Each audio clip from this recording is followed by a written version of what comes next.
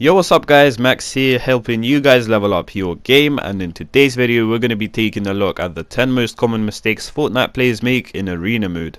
And I'm going to be showing you guys how to stop making those mistakes and just choking under pressure. So without further ado, let's get right into it. The first thing that I see people completely avoid is warm-ups, and to be honest I thought everybody had like a course figured out by now that they like doing before getting into games, but apparently that is not everyone.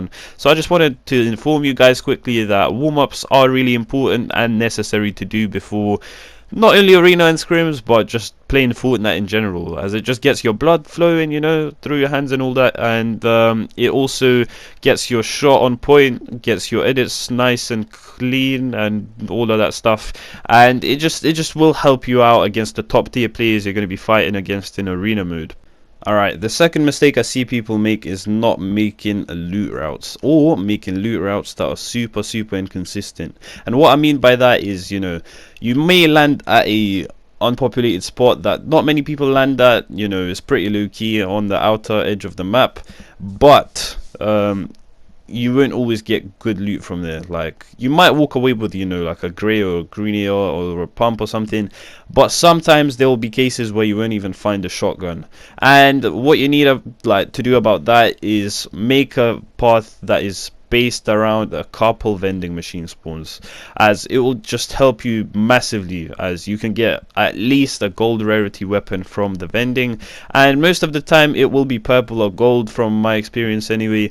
And you'll get like heavy snipers and rocket launchers, which are really useful for the end game, and they will just let you survive for longer. Basically, the better weapons you have, the more chance you have of making it to the end game. Alright, moving into the number 3 spot, we have using other players' materials to either get great positioning or using them for rotation. After you kill someone, you never want to leave their materials behind, because someone may be low on materials that's fighting against you. They may just come pick them up and kill you in the last zone, and that's the most disappointing and frustrating thing ever.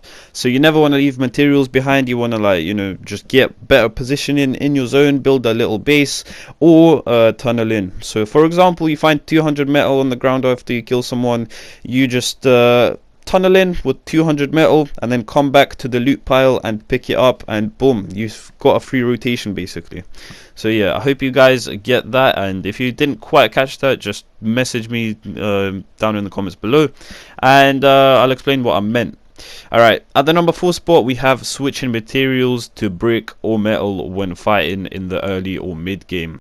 And you might think, what is the point of that? But if your opponent is building in wood and you're building in brick, they're going to run out of wood, but you're going to still have the wood, and they're still going to have the brick, so you're going to pretty much just replenish your materials like that after you wasted them in the fight. So that's a little Fortnite life hack that I found out about recently. Like, I always used to use wood first as well, so it was quite a surprise when I found out about it, because I couldn't think of that before myself. But anyways, moving into the mistake number 5 is utility and not carrying it basically. Utility is pretty much throwables in Fortnite, like boogie bombs, stink bombs, shockwave nades, and shadow nades just got voted, god damn it. But utility and movement are the two things that you absolutely need right now. There's no way you're gonna win just because you have a couple materials. Movement is really limited at the moment, so it's really good to just have a couple shockwaves and a launch pad on you, and it will save you a lot of materials. And you want to use those utility items sort of earlier on in the end game, if you know what I mean, when the zone isn't too small, so that you can actually use them to their full potential and not waste a bunch of materials just rotating in. At the number 6 spot, we have not building around you when fighting someone. It is so important that you build around yourself in the last zones especially, or in the mid game, because third parties are going to be such a big thing. And yeah, you never want to just expose yourself to open angles that people can just get on you really easily. So you always want to build around yourselves when you try and take someone's wall and whatnot. At the number 7 spot, we have not playing Storm, Zone Wars, and like all those Turtle Wars and all that stuff. It does help you a lot. Like, I've played Zone Wars for about a week, maybe a month ago now, but it improved my game so much. And of course, it doesn't like increase your map knowledge or just game. Actually, it does improve your game sense a little bit, but yeah, it's not gonna help your map knowledge much, but you're gonna have the mechanics down and everything, and that is the good part, because you know you don't have to mess up your stats and all that because it isn't creative. But yeah, I don't think anyone cares about stats anymore, and neither do I. I don't know why I said that. But let's get into the number 8 spot. Alright, mistake number 8 is not keeping your cool and just panicking. I know you can't like really not panic when you are panicking, but it just all comes down to practice, and with practice, you know, you're gonna become more confident. And a thing that I would suggest when dying and like, you know, not doing well in arena mode is just staying positive, because you know you have to remember this is just a game. It's inconsistent, it has a lot of bugs in it, like right now at the moment anyway, and yeah, like there's a lot of RNG to it, so never feel like, you know, you're just bad at the game. No, it's not just that. But yeah, just stay positive and make sure you keep your cool in game. And at the number 9 spot, we have not being confident in game, and this is my weakness, to be honest.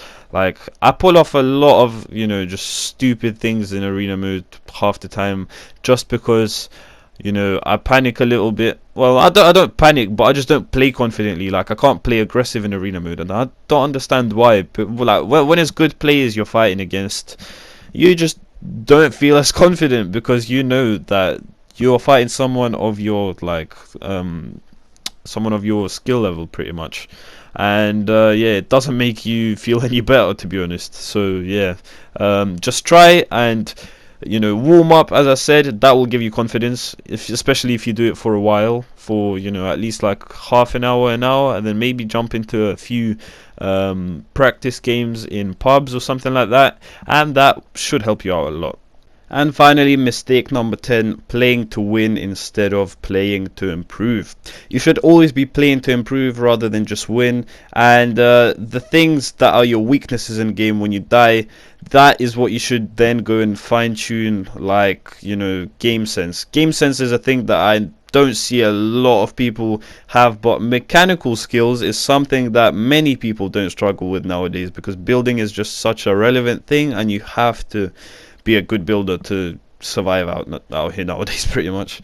But yeah, those were the 10 mistakes that you Fortnite players make in arena mode, and hopefully you should stop making those mistakes from now on.